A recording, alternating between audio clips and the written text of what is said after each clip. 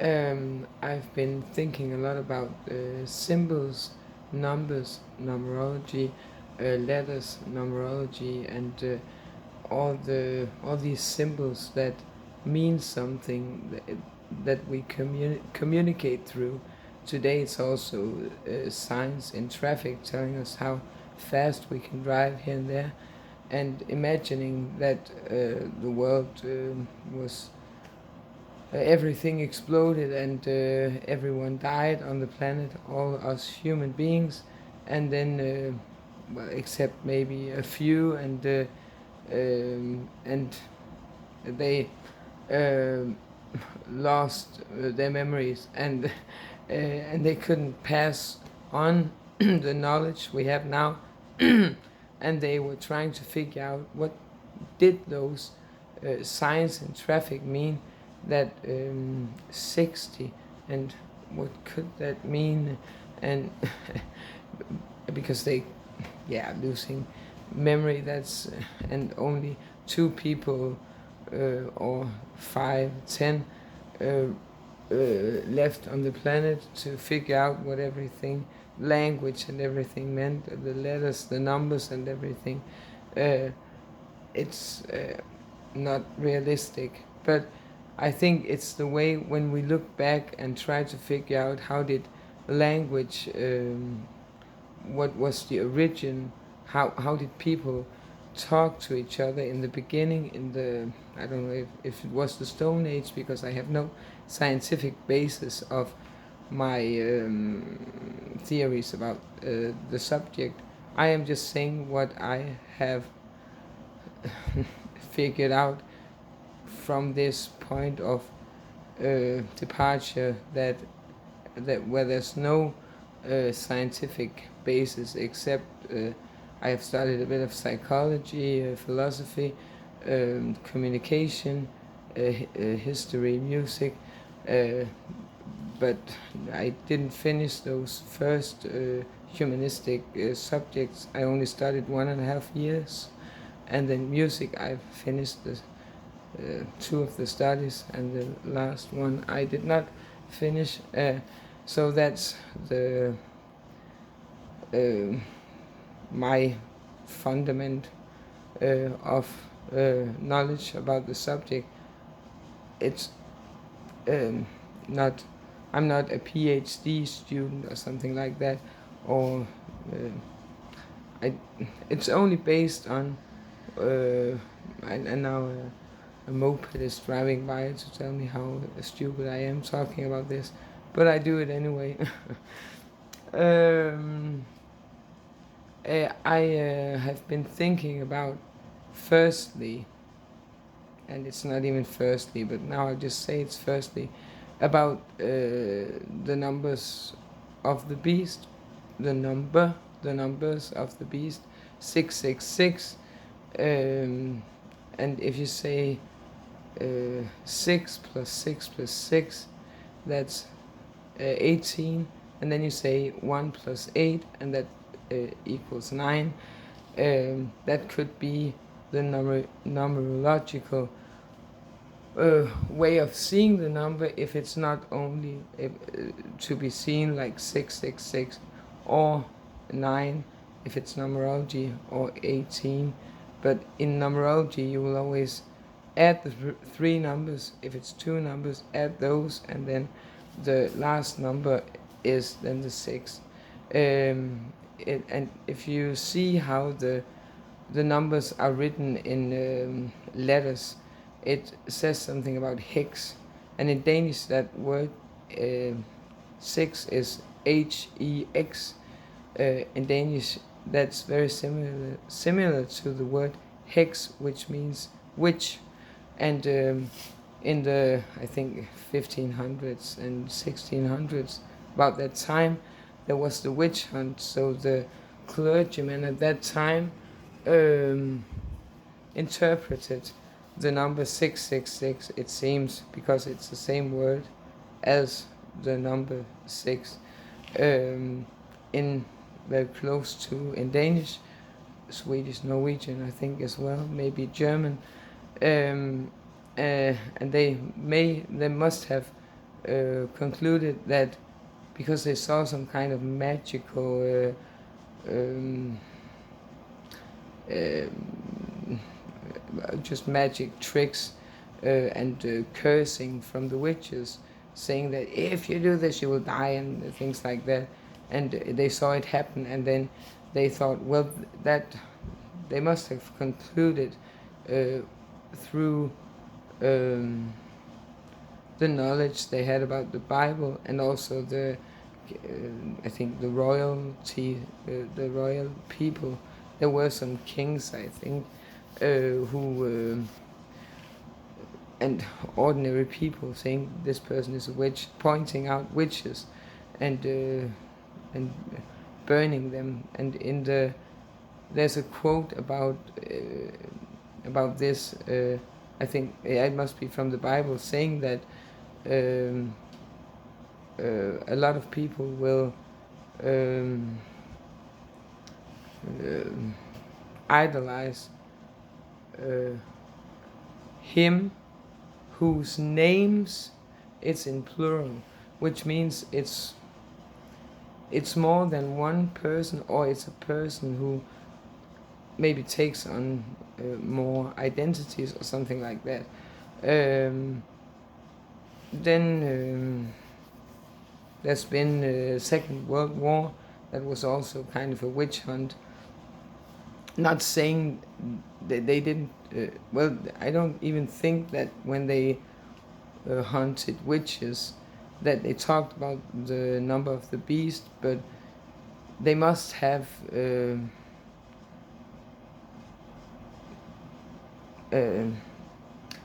there was some religious influences, I think.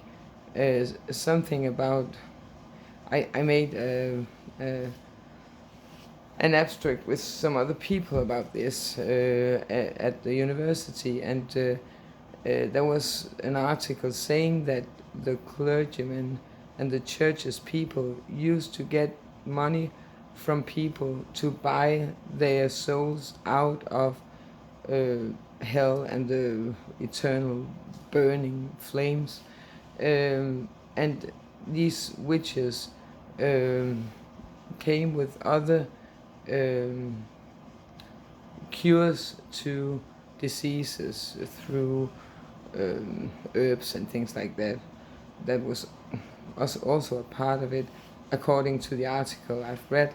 That was also a part of the assignment. And the church's men, the clergymen, felt that they lost some power, and they believed so much in the church and also the money. So the witch was kind of a competition to the church, and then of course they would see the witches as something different than the church. Also, the Bible saying that man and woman should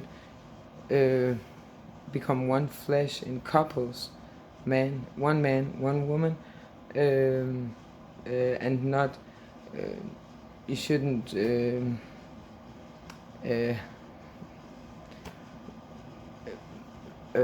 adore your neighbor's wife or husband and something like that. Then these women, they are described as women living alone without a husband or a man in their lives. So they became. It seems very obvious because it's the word also hexion or something like that, and hex, and that's witch in Danish.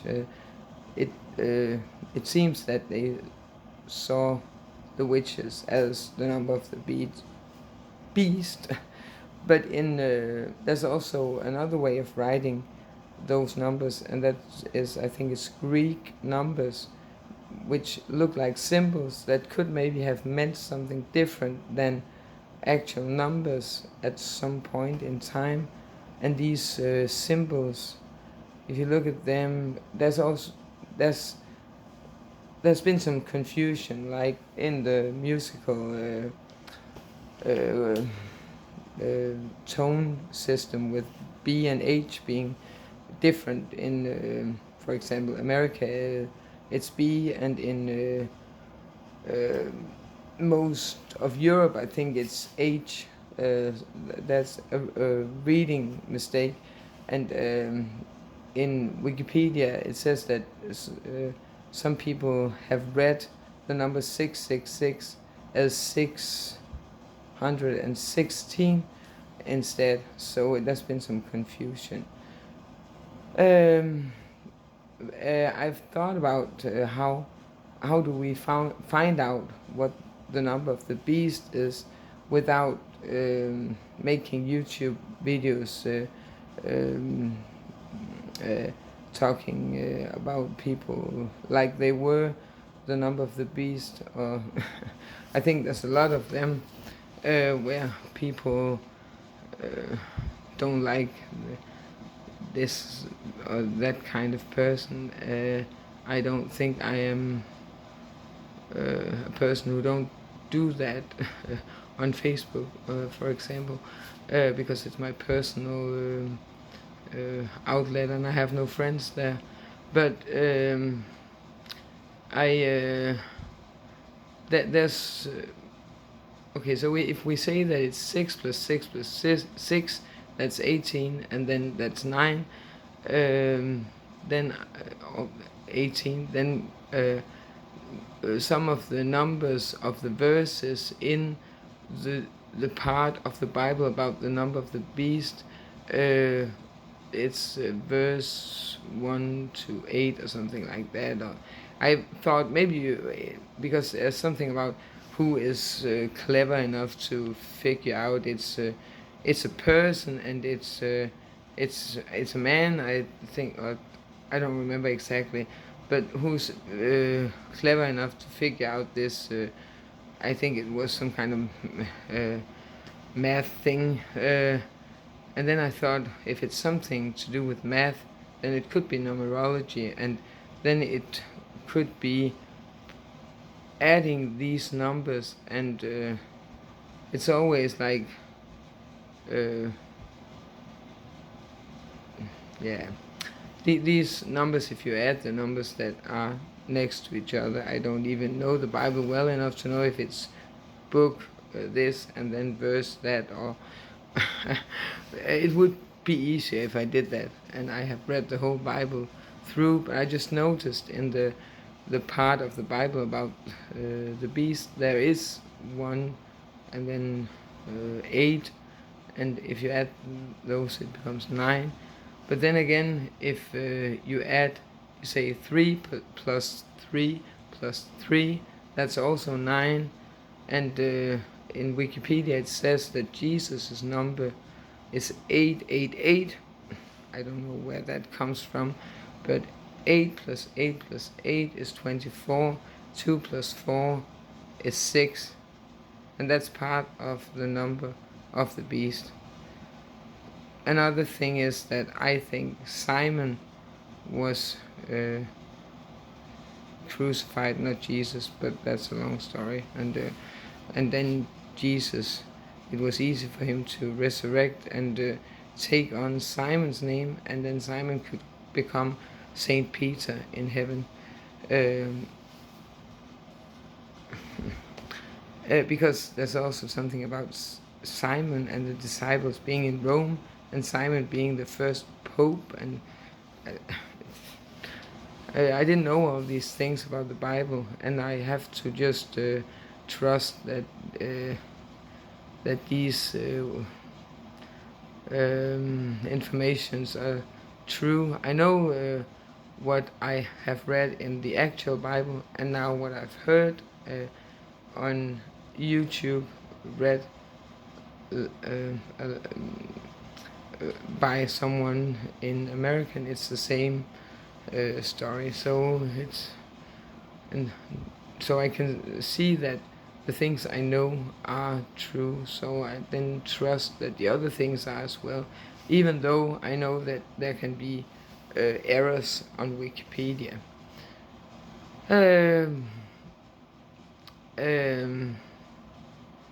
but studying numbers and symbols and letters also, well, no, there was this um,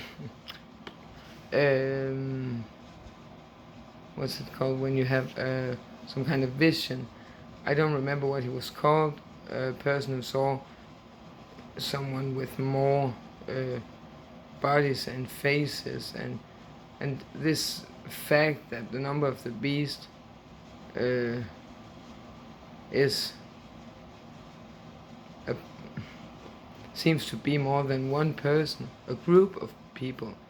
Then could it be the disciples and Jesus, because Simon led the disciples after Jesus, and could those people be the number of the beast? And we have read it the wrong way and not seen that it seemed like it says something about it was a man who was not a part of some kind of something that could mean that the census that were made, that the person was not included in that, and maybe they had to be included in the census to be a part of society, and if they were not, then they might have thought for Jesus that it would be a good idea, because Simon agreed to carry the cross, to put him on the cross, crucifix him, and then Jesus could take on his identity, and then he would be a part of the census. I don't know how it worked at that time. Did they have to be present? Could there be people who they said, well, we will not include you in the counting of people, the census, for one reason or the other? Maybe they had committed some kind of crime, maybe they had the wrong family background. I don't know how it worked at that time, because it was different from now, and that it was difficult at that time to be a part of society. Maybe they were outlaws that were not included, and they had to fight to be included, and then it might have seemed like a good idea to also, there was Barabbas, I think I read his name was also Jesus Barabbas, but I'm not sure. Yes, I am, but then I question, was that the right Bible, the real Bible? And he was a criminal, and another one also being crucified on the cross next to that. So maybe they, I don't, and I don't know if that's the case. Then the Bible seems totally different from what at least what I have thought, that Jesus was such a good person that and people hated him and argued with him, and then they decided to put him on the crucifix. He was crying out loud, "My God, why did you leave me?" And people didn't care. They just said, "Fuck you." They didn't give him much to drink, just some I don't remember the English word for that was given to him, that and just hanging there, and even his friends not helping him down, even though he was their leader and they believed in his ideas about morality and how he should live and things like that. They would just leave him hanging there and then say afterwards he died for our sins, even though he did not consent to that. He was crying, "Why, my God, did you leave me?" They would just leave him hanging there. It seems so brutal and mean. and like a gladiator fight or something like that. And that could be the case, but I think when there are different books, different people telling this story about the crucifixion and how it took place, and the time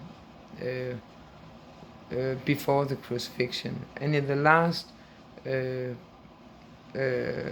narrative, I don't remember who that is telling that story. They get to where Simon agrees to carry the cross, and then usually the Bible talks about a lot of names, that Jesus, he was born there and he was this and that family member, and a lot of family members, all their names and how, where they came from. They there's a lot of details about that, and when Simon carries the cross, and then he's hanging there. That's what it. If it's the real Bible, I don't know. I hope it is. I got it from an old couple that I don't think they would produce a fake Bible. I was just surprised when I read it because it didn't say. And then Jesus was dragged onto the cross and he was crucified, and it was just now. Then he was just hanging there and screaming, "My God, why have you left me?" I don't know if that's the right translation, but something like that. Um, so that's what I have come to believe, that um, that that because there can be some moral judgment in that, saying, well, he agreed to carry the cross without questioning that even all the disciples should have been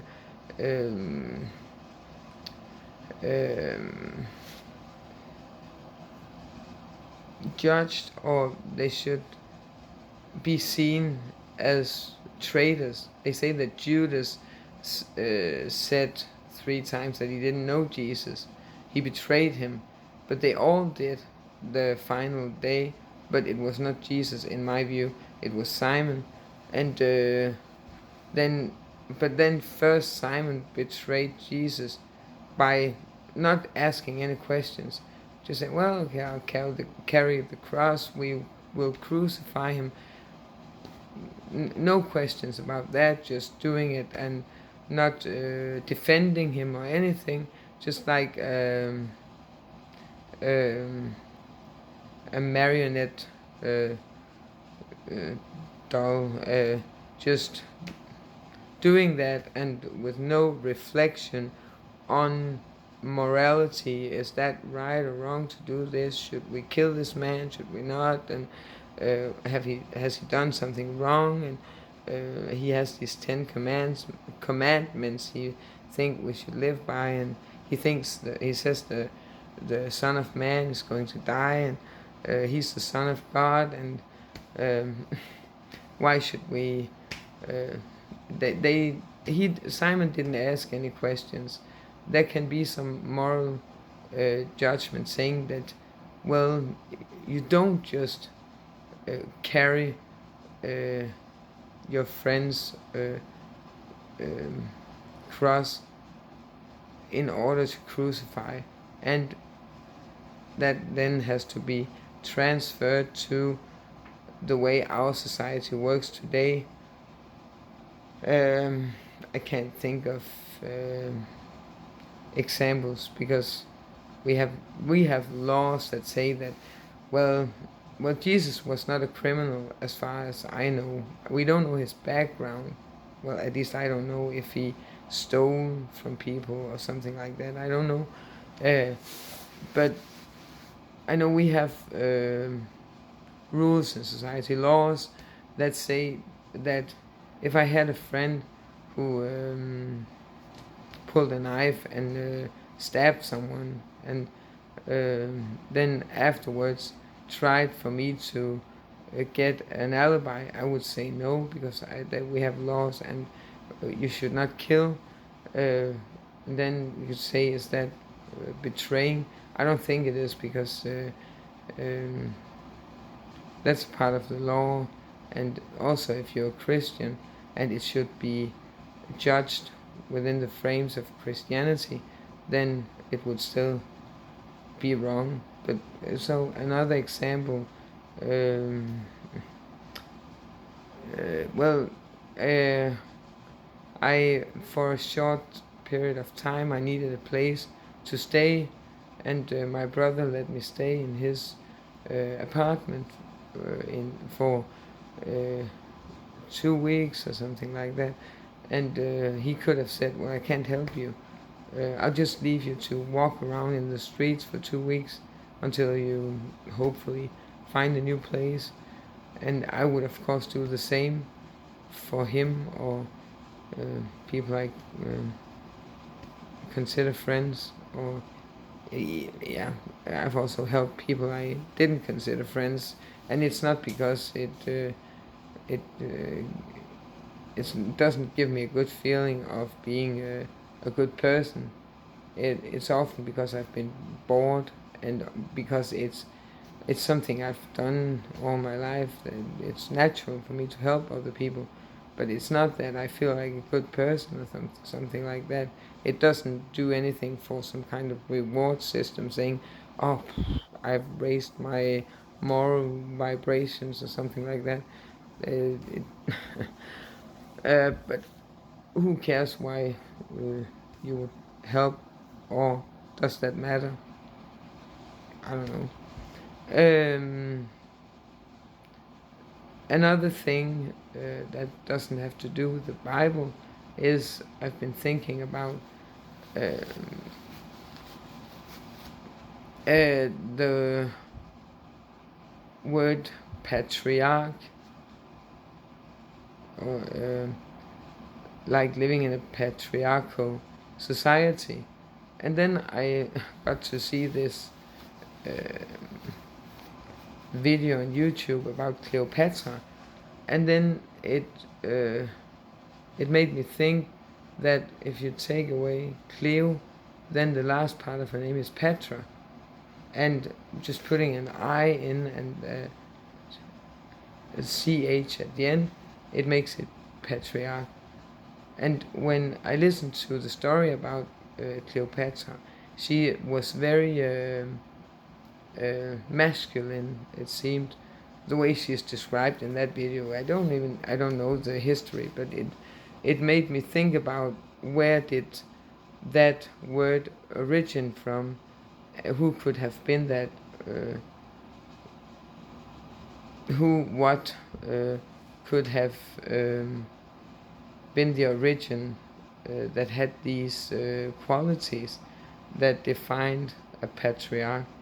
And she was described as a fantastic leader who had a lot of power and very masculine. And I thought about particle also, maybe having having derived then from patriarch, because maybe they saw uh, particle and matter. Uh, in Danish, it's materie that is closer to matriarch. Um, Maybe they saw that as the feminine, or maybe it's the other way around. Maybe patriarch was originally the female uh, uh, ruler of a society. We can live in a patriarchal or a matriarchal society, and it seems to me it has always been patriarchal. Maybe in the beginning seems like it with the story about Cleopatra, that she had power and and that's a very long time ago. I think it was, yeah, not long after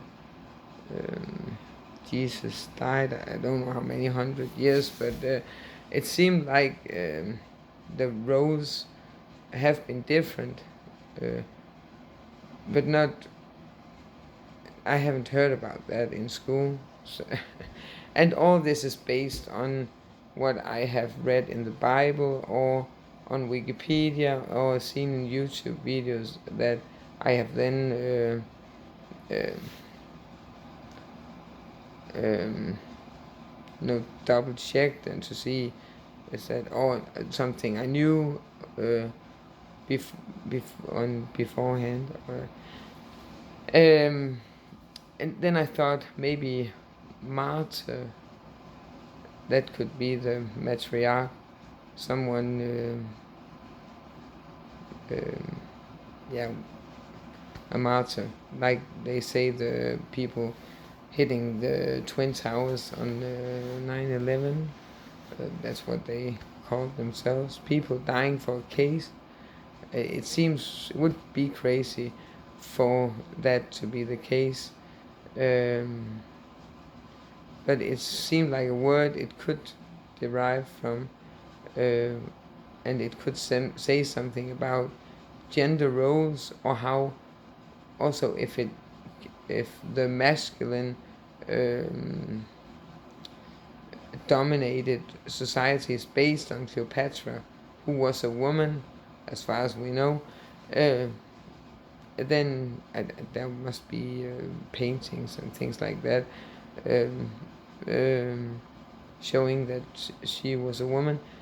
Then there must have been some kind of envy or some kind of sadistic something, saying that we'll just take her name because she was a great role model and we'll just turn it into the masculine thing. And martyr being, if it was that word that created the matriarch word as a feminine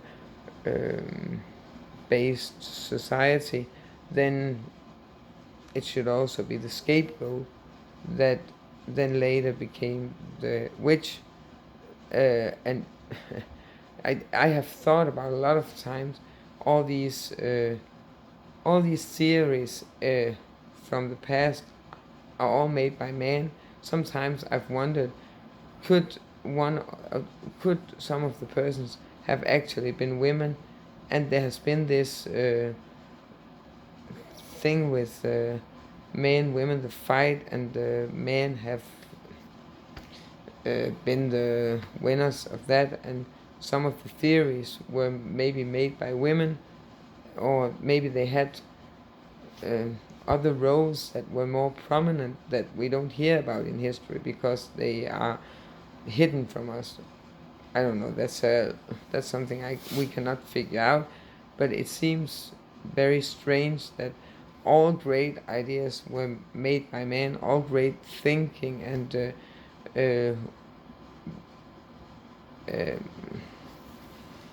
when it seems like, I don't know where else that patriarch should derive from, but who knows.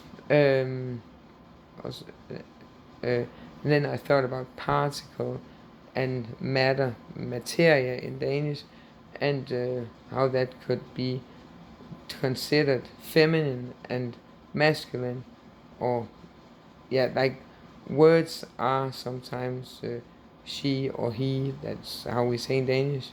That is the gender she word, and that's the gender he word.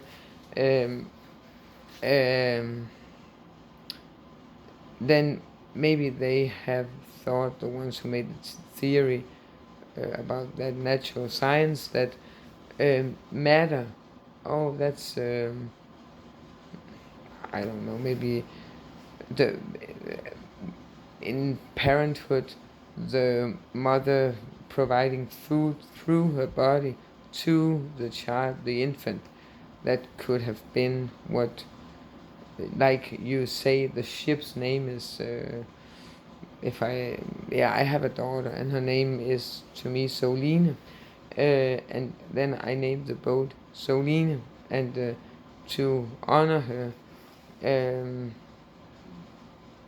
or yeah, people do that with boyfriends and girlfriends, and so maybe that could have been some kind of, well, that is she. That's what we consider something also for them to understand it better. That's she, and then okay, so particle, that's he. That I cannot find any reason for. Um, but it's kind of funny to think about where did words derive from, what are their origins, and all these signs. I've been looking at Egyptian paintings um, from the um, pyramids, and there is something about with there is a row of people, and there's a teacher in front of these people who are sitting in a row. The the um, the ones in front have a key in their hands, and then when you get further down the row, then they don't have that key. And it seemed like they were taught something. There were some teachings they had to learn. Then they would get this key of maybe to the place where, is that not the mummifying? Is not that not the Egyptians? And to get access to that chamber, maybe there it had some other. They got access to some books or some. I don't know what it could be, and that made them adults or something like that. Or uh, some people say it's the key to the life when you die or something like that. Uh, Something like that. It would be like saying, now we get a key because now it is, you have earned it already. That when you die, maybe in 50 years or so, then you have earned the key to eternal life. Um, or you have earned the key to these chambers in the pyramids where these things that only the very knowledgeable people, persons of the group uh, are allowed, and they can perform things that they have been taught, uh, that are religious, and then there are some practical things that they have to learn to perform, and so, like that. There's a lot of symbols that that we can study and think about what do they mean, even though historians say that that's the key to eternal life. Well, maybe I don't think that, and my except if they can read the runes or the hieroglyphs and say it, we know that it means something different. Then of course, and they can teach me how to read that, and I can see it's wrong what I say. Then of course I'll have to believe them. But as long as that's not the case, then my theory is just as valid because it's so long ago. Yeah, there's a lot to say about all these signs, also the runes, and how the Vikings were sailing to Islamic countries, or I don't know if they were Islamic at that time, but there were these crusades, and they went back and forth, and that was trading that took place, and they shared knowledge, they learned from each other. Maybe the Vikings had runes, and they saw, well, wow, that what those symbols they have look fantastic. And maybe they can use that in another Ausnit and put it in. Maybe they can use some of these very nice lines, and maybe they were taught this means this. Okay, so it was integrated into the runes, just a few details, or and also the beliefs about this and that, and because it seemed like people traveled around a lot more than I thought, at least. And of course, that doesn't mean that everyone else is not enlightened. But I haven't been.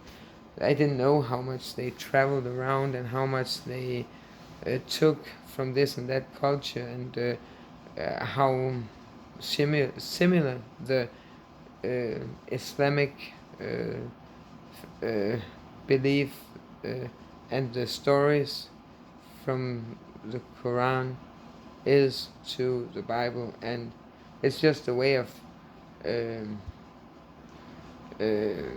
practicing religion that's different, and that's what we can get angry at each other about, saying you do it the wrong way.